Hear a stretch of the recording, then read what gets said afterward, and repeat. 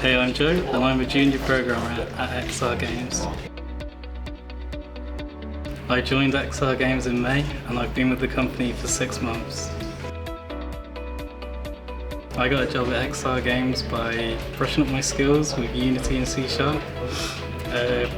creating my own website with a few demo projects and applying on the XR Games website, and then eventually getting an interview.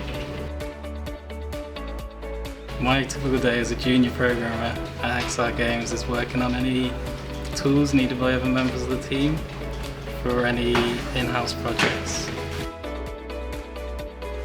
I think someone should join XR Games because everyone's pretty friendly. It's a pretty relaxed place to work and we do work on some pretty cool projects. One piece of advice I'd give to someone looking to join the games industry is to brush up on your skills, create a few demo projects and then start applying for your roles.